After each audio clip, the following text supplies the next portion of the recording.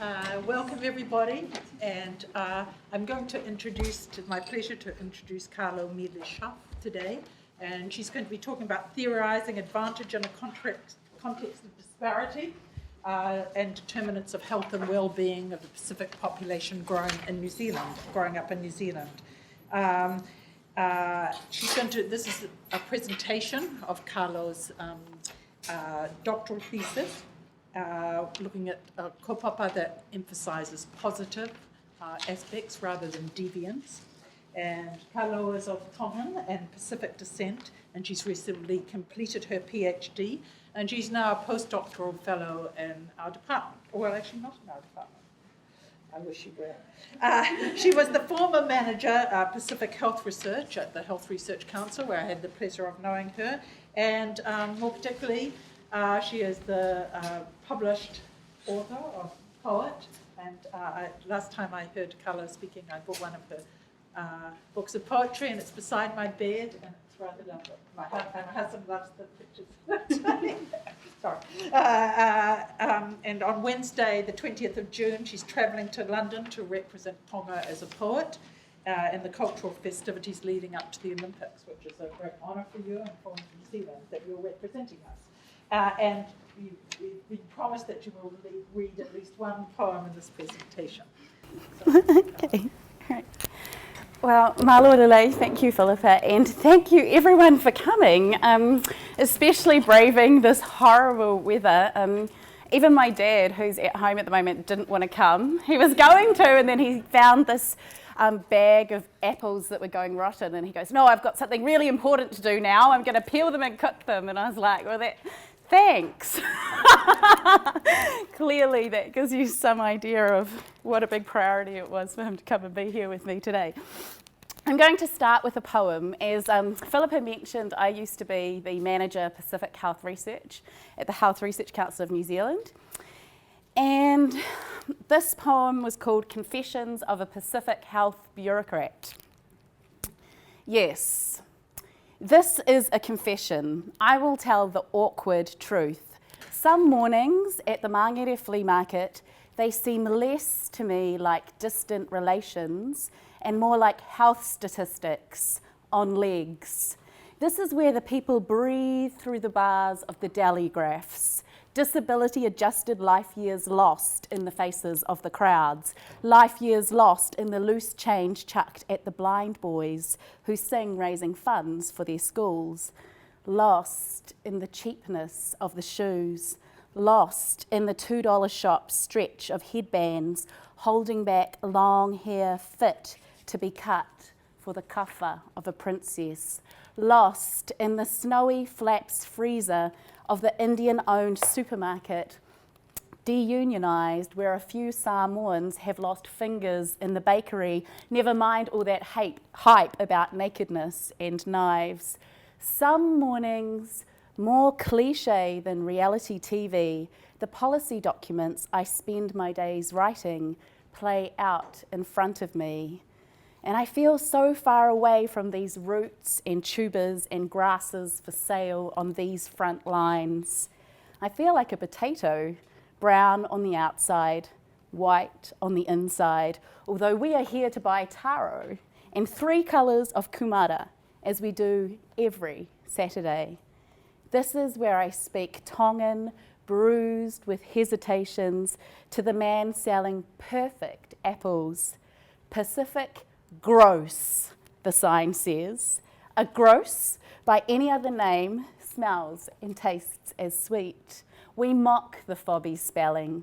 It's our job as insiders who live outside the suburb of Mangere to make fun and tell jokes about lo'i horsey, which is sold untranslated. We use the sarcasm to keep us all safe, for if we are the first to criticise, and if we mock with wit and with skill, it disarms and deflects those clumsier missiles of prejudice.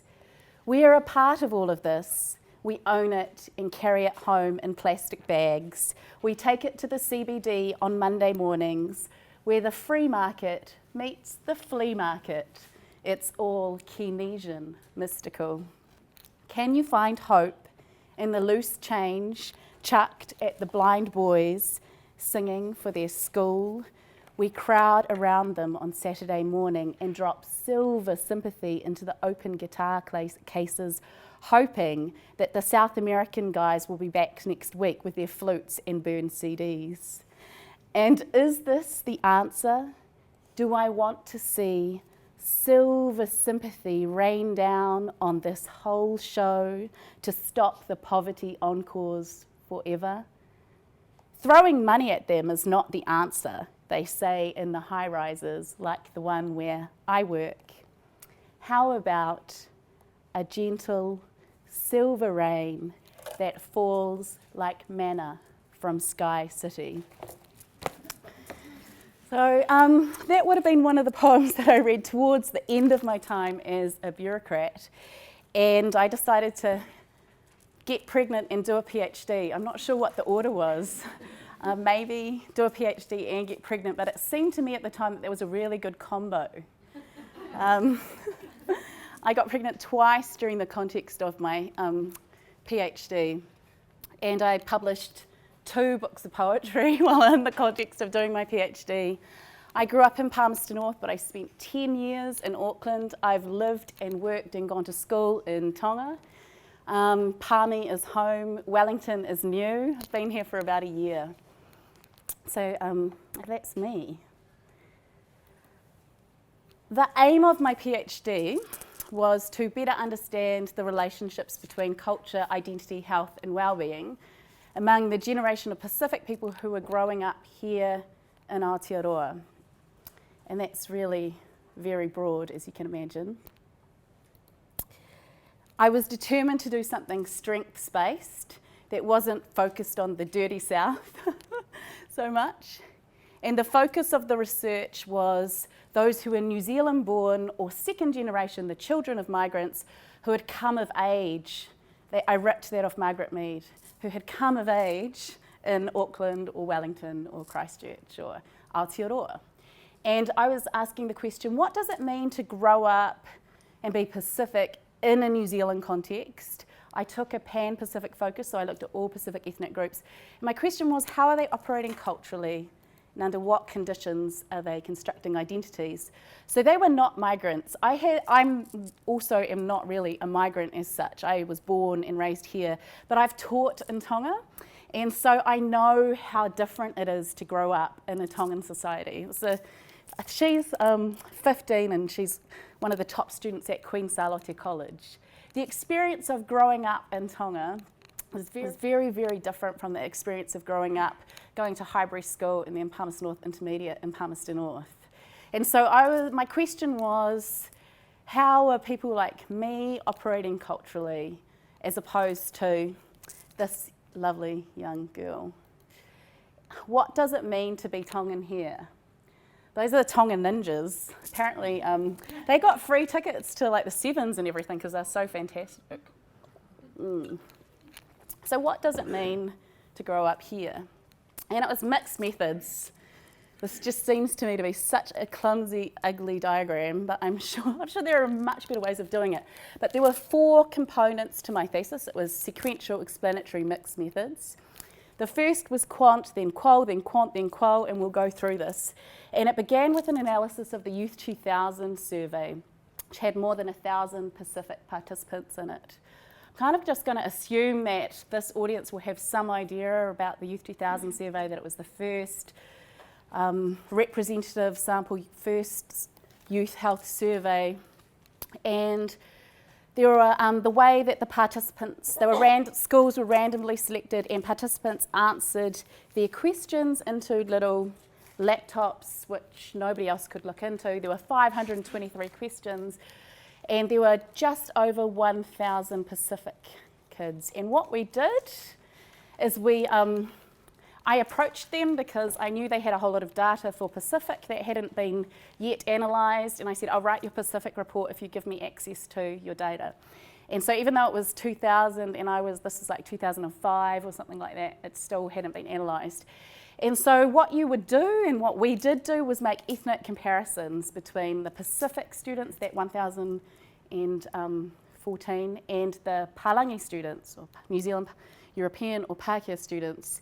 And those are sort of the small print that some of you may or may not be interested in around those comparisons.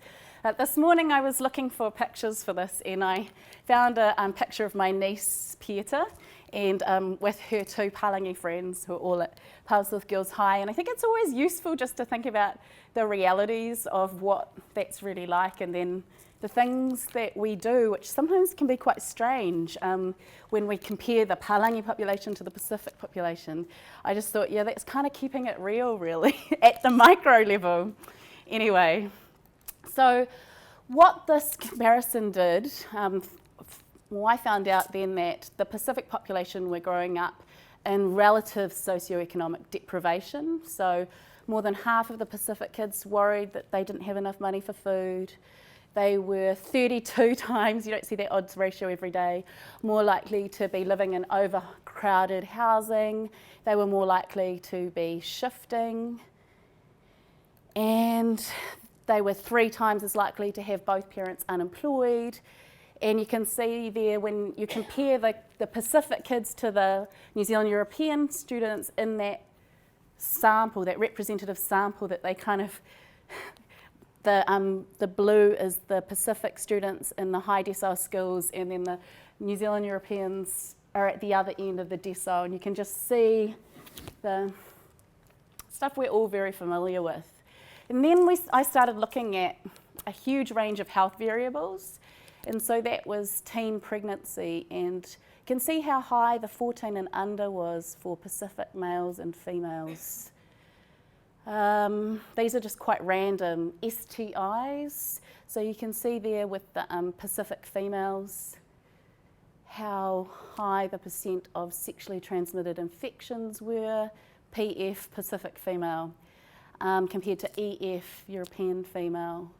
So there were all of these things, witnessing violence in the home, Pacific students, the odds ratio there being nearly 3 times as likely to report seeing adults or hurting other adults in their houses.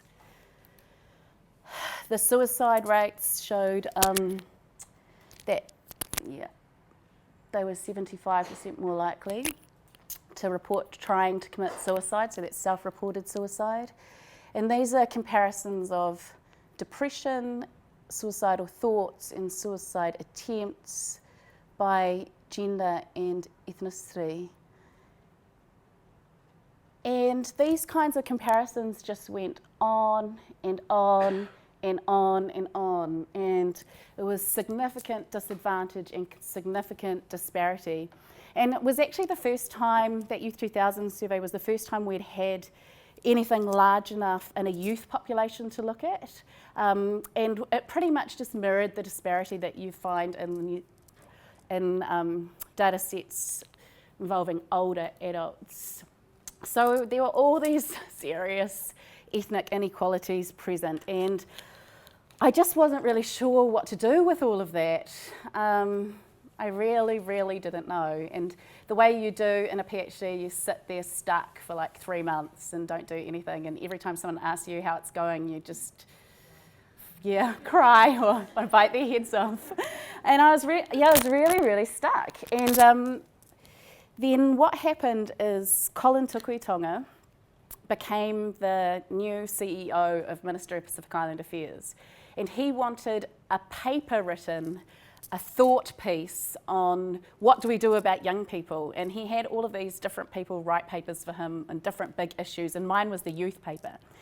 And I said to Colin, I could do that for you, but I'd really need to fly a whole lot of people in twice to have a conversation about what we ought to do, because I can't do it on my own. And he agreed to do that. And so what I did is I brought this focus group together. Here we are. This focus group together of people that I just thought were really onto it, basically. You can't write that in your literature, your methodology, but they were really onto it, and they were Pacific people from a range of different backgrounds. Some were lawyers, some were journalists, some were youth workers, and a lot of them were part of the Emerging Pacific Leaders Network. And I thought, I'm going to share the Youth 2000 findings with them, and see what they think. Like, what kind of advice would we provide to Colin based on this? And it was also part of my PhD process. So I was recording, trying to get a sense of what they had to say. And what they said was, don't do it. Don't produce a whole lot of knowledge that marginalises our young people, and don't mind deficit. And they were sitting there, and it was interesting too. Like, one of them was one of the few Pacific women who is a youth nurse who works in the area of STIs, and when she saw the stats, even she was like, so everyone was sitting around going, oh. And one guy who'd been the former Pacific youth manager at MSD said, I feel like I'm in a really, really dark corridor at the Ministry of Social Development when I was presenting this stuff. And they had quite a full-on reaction to it. And what I noticed is I went, sort of like focused on their reaction, as I went and I had a look at the way in which this generation was framed in the policy and in Ministry of Health documents and MPIA documents, and there was just this whole kind of framing of them as these acculturated, at-risk populations. And then when you looked at the second generation literature internationally, the same thing was happening. And there were terms like second generation revolt and second generation decline, because there was this idea that there were these shiny, happy migrants who try really hard, and then they give birth to these children who grow up in deprived neighbourhoods who just can't be bothered. And that was kind of like oh God, what are we going to do about them? And there was even segmented assimilation, all sorts of different theories around what was wrong with them. And it was funny too, because Colin said to me, I want you to write a paper about Pacific young people, and you need to tell me how we can fix them. And I was like, Colin, I know you're a doctor and I know you've got like a public health framework, but our young people are actually not a disease to be fixed. They're a resource, actually. They're a resource, a group of people that can contribute a lot, potentially. And so I decided to go strengths-based approach based on the advice they gave me, which just recognised that people aren't potentially fatally flawed, but they have really difficult environments to negotiate.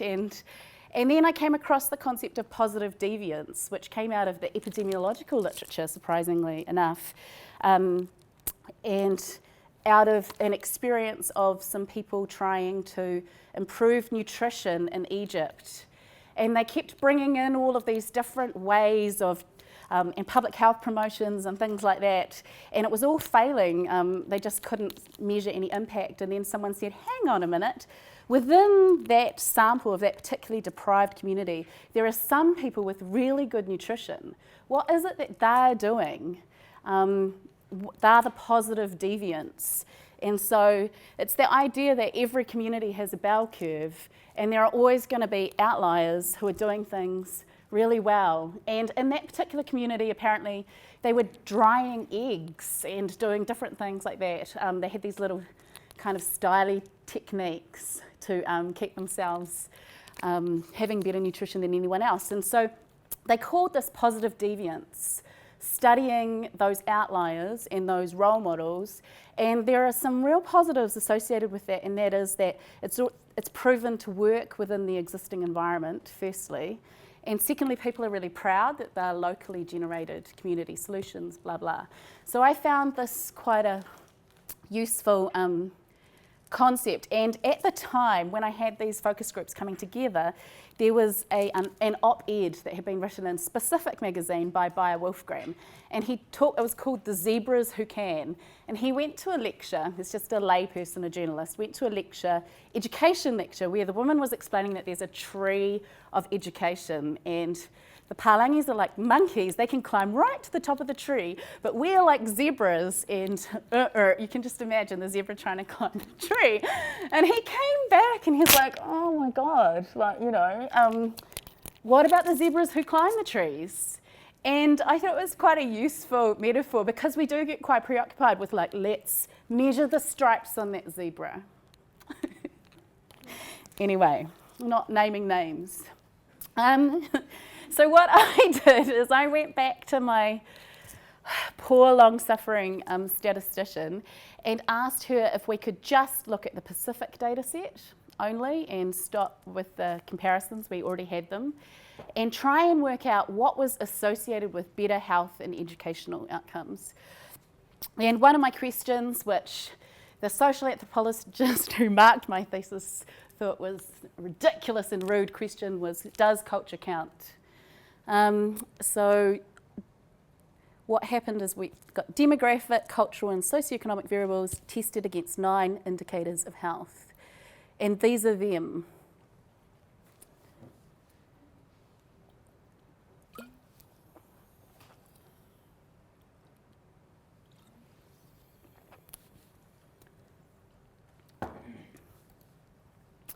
So one of the questions was, if you were a Samoan, this is the way it branches off, if you're a Samoan or a Cook Islander or a Niuean, it would say, if you're Samoan, are you proud to be Samoan?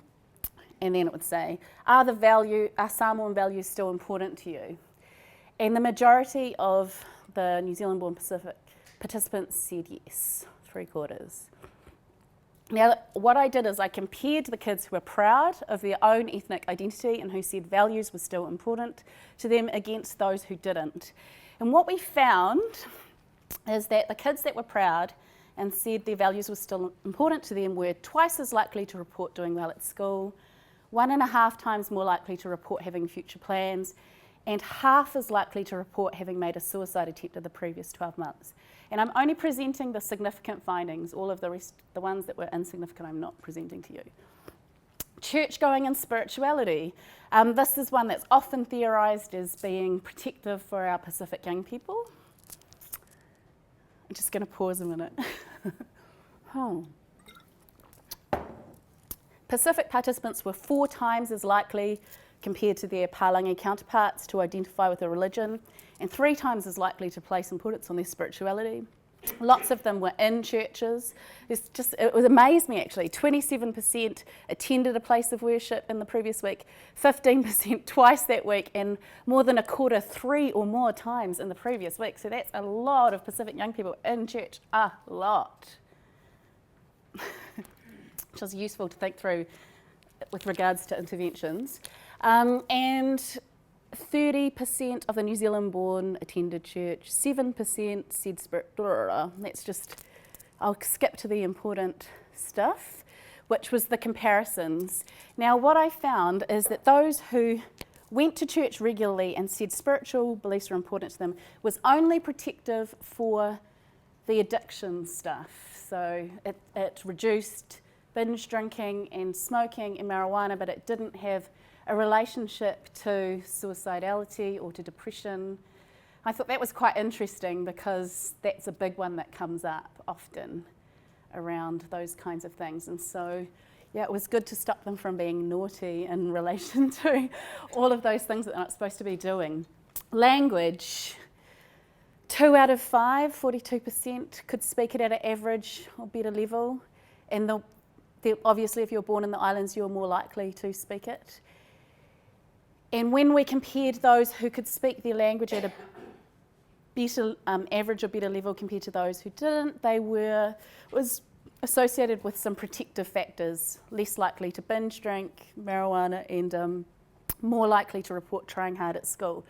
But once again, and I guess I was more interested in the mental health variables, no relation there. And then we created this SES super variable because it wasn't particularly well measured. There were only 5 questions.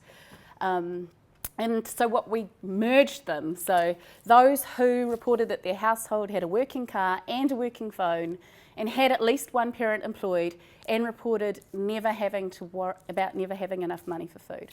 So all the kids that had all of those were considered relatively prosperous. And that was only 1/3. 1/3 of our Pacific young people were relatively prosperous, which was really pretty bloody depressing, I have to say. And then we looked at They were more likely to try hard at school, more likely to report doing well, and half as likely to meet the Reynolds-Arnold criteria for depressive symptoms. But it didn't actually have any relationship with suicide, and which I thought was interesting, because I'm really interested in that at the moment, and a range of other things. Oh, consistent with other research, the more money they had, the more likely they would binge drink, so it wasn't good there. This was the one which ended up being a real area of my focus, and that was around feeling accepted. So you were asked, do you feel accepted if you're Tongan by other Tongans, and do you feel accepted by others? You were asked somewhere else. And those that felt accepted in both areas, so they felt accepted by others generally and accepted by their own culture. Once again, very sadly, only less than half of the Pacific students surveyed did feel accepted by others generally and by those from their own culture, which is pretty appalling, really. And what I found is I compared those who felt accepted by their own ethnic group and by others generally, and they were more likely to report trying hard at school and more likely to report doing well at school, and they were approximately half as likely to report having suicidal thoughts and 70% less likely to report a suicide attempt in the previous 12 months. And for me, out of all of those findings, that was the standout one. That was the one that really interested me and felt significant in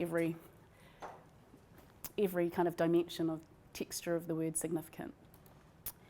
And so it demonstrated a plurality of protective factors, obviously, and culture did count, which is consistent with the resiliency research. And I think for me that was the bones of my project, and they were important findings, but the explanatory power was really limited. Like, why, for example, did it make such a big difference to feel accepted by others and accepted by other Tongans, and what were the reasons associated with why you might feel accepted or rejected and all the rest of that. So then I came to my qualitative interviews. How's my time? Okay, all right. And what I ended up doing is I went back to that group that I first Colin agreed for me to consult with, and I asked them if I could interview them individually, because it struck me that they understood all of the findings that I'd found, and they were great examples of zebras who could climb trees or positive deviance. And so I asked them questions about their cultural pride, about their identity, about acceptance, about what kind of socioeconomic status they had when they were growing up, all those kinds of things. And I wanted to know about their stories. And so, yeah, it was a wonderful thing to do. It ended up just being 14 of them in the end, and they were really rich stories. Yes, I just asked them about what it meant to be Pacific growing up in a New Zealand context and all those kinds of things that had come out of the quantitative. And yeah, that's my dad who's at home peeling apples right now. Listening to their stories it was really cool, and there were, it's the kind of thing you can't say in your oral examination, is it was really cool. And what I got from those stories was one of the really strong protective kind of narratives in their lives was about the generation of people that went before them and came here to work their butts off and take every job so that their generation could get ahead. And they talked about that, about how their parents had come to educate them, and they were that migrant dream kind of stuff. I thought quite a lot around the way in which Pacific people migrate here and there's cultural continuity with the way that they were Tongan at home. They come here to be better Tongans. They don't necessarily, within their own framework, they don't necessarily come here to change or evolve into New Zealanders. So it's just thinking about that. And Clooney McPherson, who was one of my supervisors, has written that New Zealand realities, it's difficult to imagine a set of circumstances more likely to deal a fatal blow to a system of extended kinship based on common ownership of resources, which had evolved in a small rural village-based society. So I was thinking about the societies of home and how they sort of came about here. And so Apajuro writes about the way in which groups migrate and regroup in new locations and reconstruct themselves. That's my ankutiki. And in Onehunga. And the way in which we continue to be Tongan, for example, but in Onehunga, where there are a lot of Tongans in Onehunga. I know I lived there for 10 years. And how their new networks create almost alternative public spheres and forms of community consciousness that maintain identifications outside the national time space so that you live inside but with a difference. And I could see these kinds of communities. I think the old-fashioned word was like migrant enclaves, I think. But perhaps worlds of meaning hang together in these places. So yeah, there are new ways of being Tongan in that particular Methodist church in Onehunga that it really does feel outside the time space of the national yeah, it really does. Anyway, and I also, when I was talking to these young people, they were telling me, they weren't really young people, they were my age. They were talking to me about their journeys into university, for example. So out of those communities, their church networks, their family networks, and bang, into university. And the way in which they entered those spaces, but with very little understanding of how they operate. So, my friend Zoe, yeah, I always knew I wanted to go to varsity. I didn't know what to do, but yeah. She's got a PhD now, I'm happy to say. And this is Simone. She just talked about, these are obviously not real names, about what it was like to be the first from these communities and have to go into these new spaces where the rules were all different and not really have any idea about what it takes to be successful in that context and having to learn it. And yeah. And this is quite funny. She's at Otago, actually, not here though. Quite often we see lots of Pacific Island students coming through our university doors, but very few walking across the stage. And just the toughness of coming into those new environments outside of those spaces. And I found Bourdieu very helpful. I was doing a sociology PhD. And so I was thinking about spaces of relationships.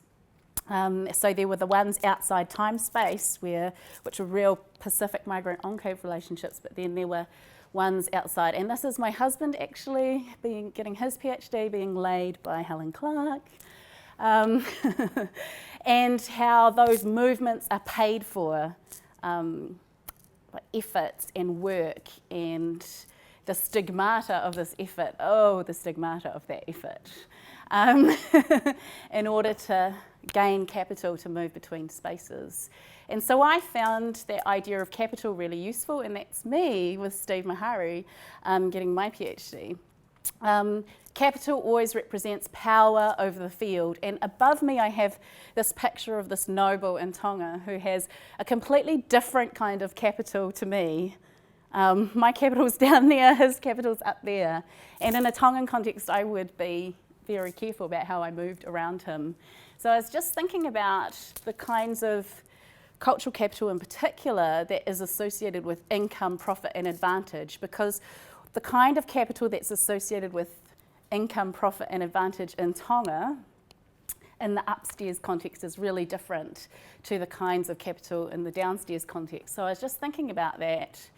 And clearly, this is a quote from one of my participants, and he was just talking about how depressed he gets with all the negative stats and how there has to be a better way. And for him to make a dent, we have to be able to move in the other world and negotiate it, bring it back in.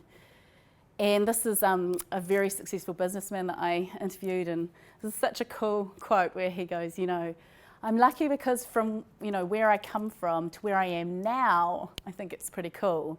And he was just talking about, bumping into a guy from Takapuna Grammar who said, it's more than money, it's more than that, what you've achieved, it's amazing. And so that kind of movement and dealing with failure and just the real struggles that they went through, or to quote Bourdieu, the stigmata of that effort. To move from this to something a bit different. And this is, Peter was just talking about how there were only 2 from his school that got to uni, and how the Pacific liaison person said, don't do English, that's that's a bit hard for you. And he goes, that was a highlight for me because it kind of egged me on. So he has a master's in literature now, but he works in a really high paying job that's got nothing to do with English, as you do. So what I was thinking about when I think about Peter in that context, negotiating that relationship with that liaison officer, and him knowing full well kind of like the prejudice and story that she has in her mind about what he's able to achieve, because he's this Tongan boy from South Auckland, and it's like, oh, don't do that, it's too hard for you. And the way in which he had to negotiate that relationship and connect across that space. And often my participants would have to counter-perform. So performing identities is really big in the social sciences, and they would have to counter-perform because there was such a strong narrative in the other person's mind around what it meant if you were Pacific. And so there was quite often a lot of shocking. And I'm going to just go forward to a slide. Yeah, there you go. Like, we're not all street kids, This is the woman with a PhD. Actually, we're not all street kids, and that need to counter-perform against the stereotype.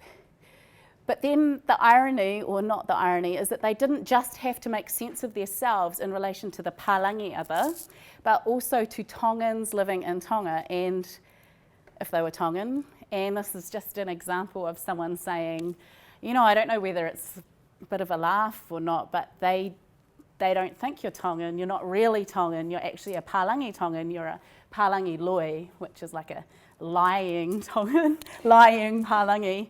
And so what I found is that I'll just go back here, they had to make sense of themselves in relation to the dominant other, to Tongans living in Tonga, to the first generation Tongans, to Māori, as well as to ethnic others. And in each of these sites of symbolic interaction, different things worked. And I did promise another poem. And this poem, bizarrely, kind of sums up my whole PhD. If only I'd known when I wrote it. It's called Where Are You From? No hea koe, the East Coast-eyed kuia says to me. Palmerston North, I reply. This means I whakapapa to nowhere here. Don't be mistaken by the face that looks like one of your own. Where are you from? The Palangi asks. Originally. My father is Tongan, I say, my eyes locked on hers. And my mother is Pakeha, the P word. Her face is pink, her eyes averted by what we have in common. Where are you from? The Tongan lady asks me, her hair austere, eyebrows high, like question marks. Kolofo, I reply. My mother is a Palangi. She can tell where I'm from, vowels tight, like they could fit square on any sans serif font. Are you a Tongan? She asks. I am not sure if this is a question. So within each of these spaces, people were different or connected differently. And I guess that's why those findings around whether you feel accepted or not by others, as well as by other Tongans, just for me when I started looking into that, it became very, very complicated and not straightforward, because if you were to behave in a way that would give you acceptance in a Tongan context, like think about one of my participants who said, I'm the chief dishwasher, and people really, because in the Tongan context you keep yourself really low and you don't blow your own trumpet and stuff, but it's such a fail in a Palangi context. Like, my husband worked at Stats New Zealand for about a year on secondment before they found out he even had a PhD, because they just thought he would just never. And it's just interesting, like, I guess the way in which in some contexts it's a win, and in other contexts that same behaviour is a complete fail. So, I thought about these people moving between spaces, and that's where I got to advantage, which was that there were a whole lot of these people that I interviewed that had had such a range of experiences that they felt really comfortable in a range of different environments. And she said, you know, I've met people who are comfortable in one or another of those, and they freak out a bit if they're out of their comfort zone. But I think that's one of the real assets, is that I can feel comfortable in all of those contexts. And this just came up again and again. It means that I can dip in and out of things very easily, have a lot more choices, I'm comfortable, however you define it, and he just have a little look at his navel and then move on. We can put caps on and take them off. It's the best of many, many different worlds.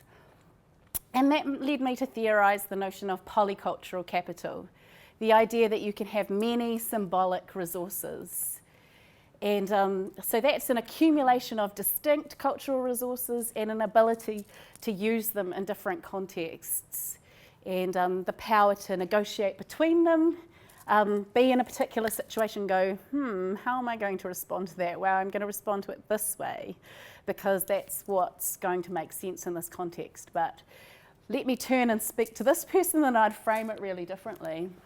And the ability to negotiate and make decisions. So yeah, I think what I found was that the cultural complexity was not completely resolved. It was never solved. Just the multi-perspectives coexisted with their assertions of practical adequacy in different contexts. So I think that's where I get worried about the Berry models of marginalised integrators. You know, it's just too much of a pigeonhole. In some contexts, you would choose to operate this way, in another you would choose to operate in another. So constant negotiation, and there's and this is probably a different audience, but there's a lot of talk about hybridity and whether we're hybrids. And I think in some contexts, yes, hybridity really suits your purposes. And in others, you don't want to be like around a cover circle being a hybrid. That sucks. You want to perform strategic essentialism. You might want to perform strategic ignorance, which is a concept by Gershon when you are asked to give a lot of money to a funeral. Oh no, sorry, I'm just a New Zealand born, and I don't really do that. That doesn't mean that you're marginalised or losing culture. A whole range of different ways to respond to multiple and shifting audiences, and this idea of polycultural capital. Yeah, and I guess what I just need to be able to say is that that was always constrained by resources. So if you didn't have the capital to draw on, you just couldn't play it. Because I guess I'm just really wary that I interviewed what would be considered elites as such, because I wanted to learn from success.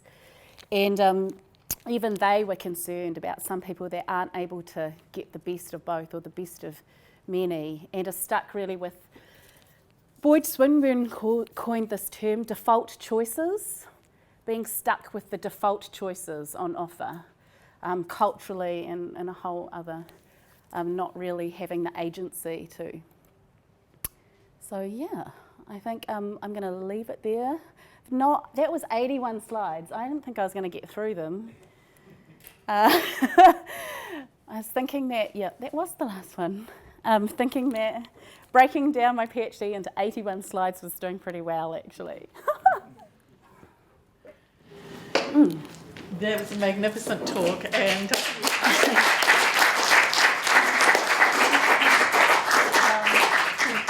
You're welcome. And you very generously left a quarter of an hour for questions. So I'm sure you're able to make contact with people in the audience yourself. I'll have Barbara begin.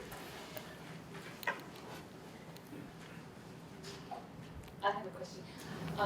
Really great talk. Thank you. It opened up a lot of issues about Pacific and New Zealand. I have, an observation, which is it seems like the more adept you are, perhaps, at being able to handle the multiple identities and the tensions that might go with that, the more likely you are to be associated with being successful in, the socioeconomic context of modern New Zealand. But the second thing I wanted to ask really was, that if you feel accepted by both your ethnic group, quote unquote, and others, that's associated with more successful outcomes in health and education. Did you do a breakdown within that of whether there was any difference between feeling accepted by your own group versus feeling accepted by the wider other? Because I'm thinking about tensions and negotiating those tensions in particular. Yeah. Well, this isn't answering your question, but I just thought I'd say that we did run those who just felt accepted by others, and we also ran those that only felt accepted by their ethnic group, and the associations just weren't as strong at all. So it was the combo of both of them. In fact, I'm not sure they were even statistically significant. For some reason, it was about both. I know, sorry, that was sort of... It's just really interesting because it's such a big...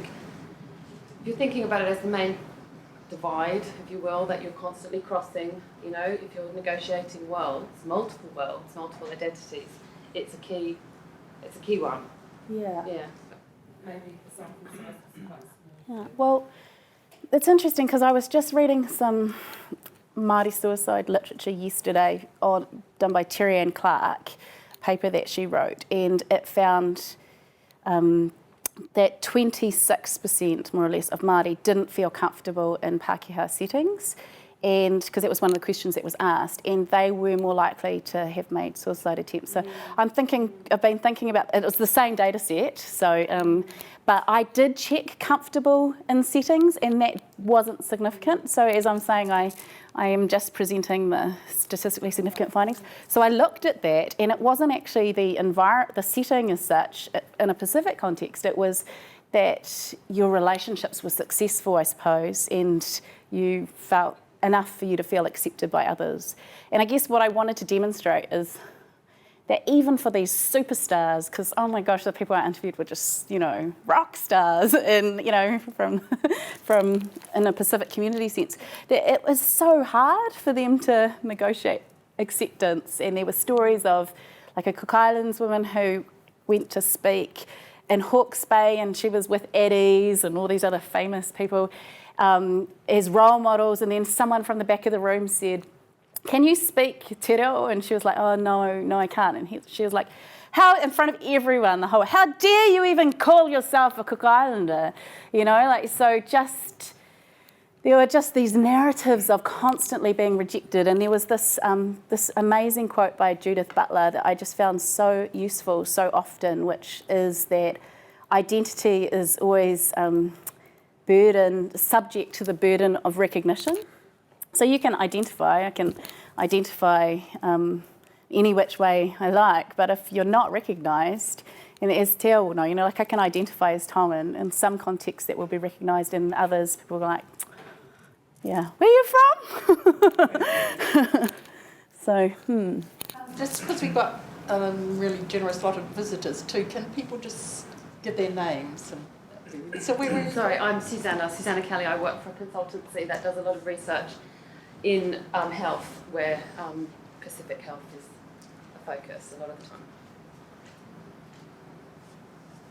Michael. Thanks, it was great multimedia performance with words and pictures and poetry. I really had a question about, I guess, a methodological one. When you're doing cross-sectional studies and you're trying to infer some causal relationships, and obviously people reporting about very sensitive views on their mental state, it might also colour how they describe, and I'm sure you discussed that. To obviously move beyond that, how would you actually test these approaches out, maybe moving more towards a sort of intervention approach? And have you thought about what you might do to apply what you've learned from this work in a public health way in terms of interventions and how you might assess the effect of those? Yeah, you did hear us doing a postdoc, right? That's a really, those are lots of comments. Obviously, I can't prove cause, and the associations might have been because they were having that bad day. I guess just from a personal level, after presenting this to just what I've learned, particularly with the qualitative aspects and the stories, to Pacific audiences and to Pacific psychiatrists and to all the rest of it, they're all just going, oh my God, yes, that's what's going on. Absolutely. So there's this kind of clarity around issues that haven't really been particularly well researched or articulated before, and so I think it's not about, all I'm saying is that I think that's been helpful for me and for the people who are working in this area to just think about those issues according to this particular frame and logic, because at the moment for most people it's just a whole lot of pressure and a whole lot of culturally complicated stuff that isn't necessarily sort of thought through in kind of coherent sorts of ways. So that's a really kind of minor response. I guess the other thing that's quite useful is thinking about that shifting subject, like that person that is in multiple environments and needing to pull different things out of their bag, and that not being associated with being liminal or insecure or marginal, but actually, that whole idea of a shifting self rather than one single coherent individual who is completely the same and coherent in every single setting that they move through. I guess all of those sorts of findings are quite useful for the way in which you might be approaching psychological interventions. But it's just such a small little PhD, and I'm not sure. If you have any good ideas, please let me know. Yeah.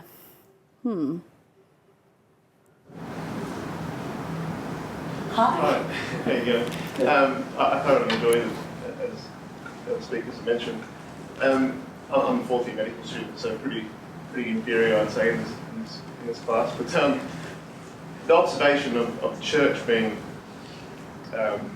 one very important to Pacific people.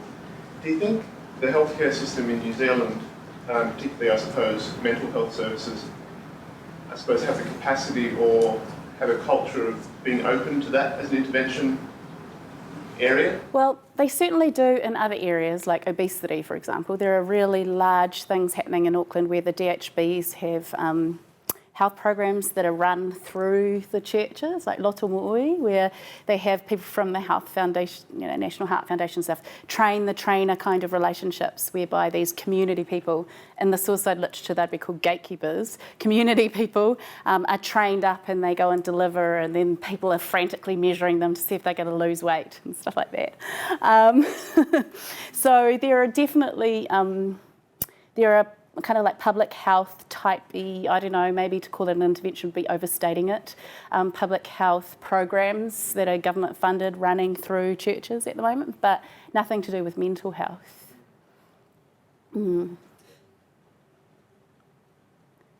I was in the very awkward position of being asked at the Let's Talk About Suicide conference by someone in the audience where the churches were associated in a positive way with reduced suicidality, and I had to very awkwardly say, no.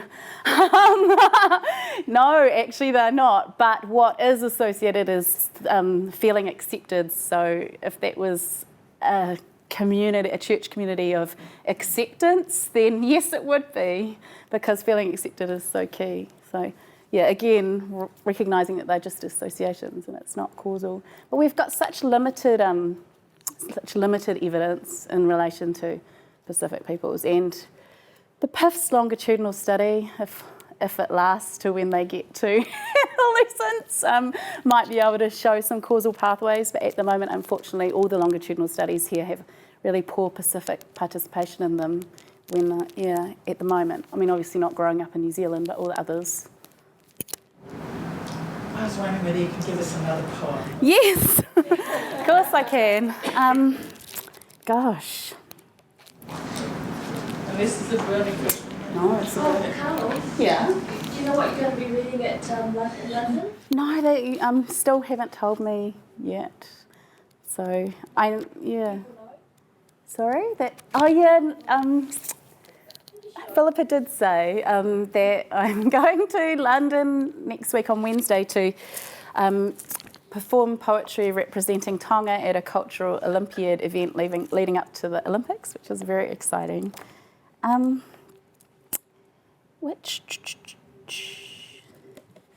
don't know which poem to read. Let me have a think about it.